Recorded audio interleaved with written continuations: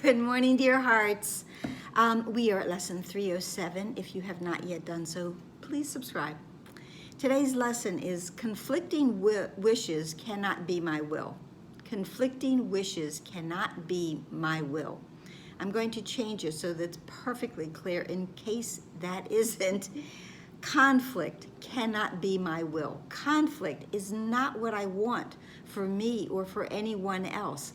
I want to live a life that is free of all conflict. I want to live a life, have the experience of peace and joy and ease within my life. And of course, love.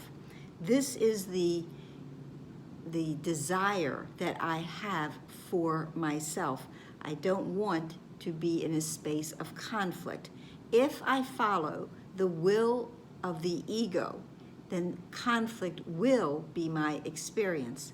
There's a great line in the beginning of chapter 9 that says, fear of the will of God is one of the strangest beliefs the human mind has ever made.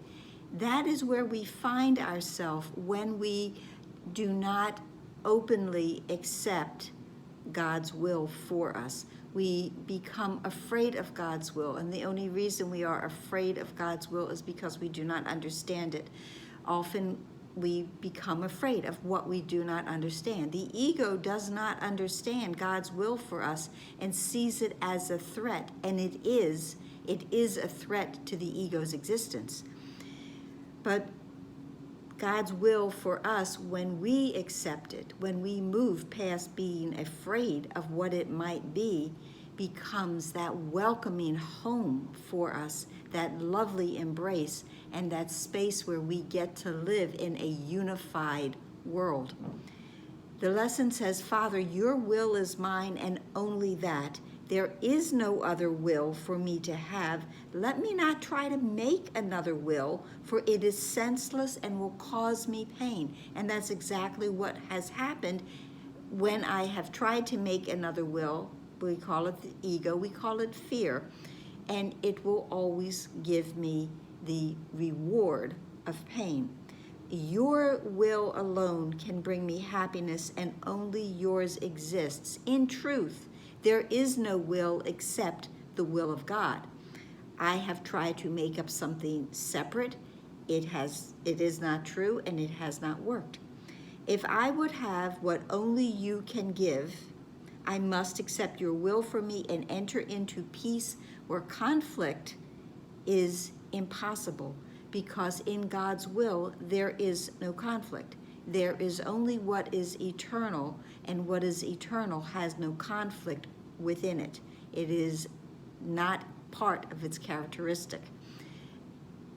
If I want the peace, I must go to God's will, and it's an everlasting, expanding peace with no sharp edges and no opposite to it. The same with love, the same peace, love, happiness, joy, ease. I will go into a space of ease when I go into God's will and accept it for me. Your Son is one with you in being and in will, and nothing contradicts the holy truth that I remain as you created me. And there it is again, that one thought that will change everything for us, that I am as God created me. You are as God created you.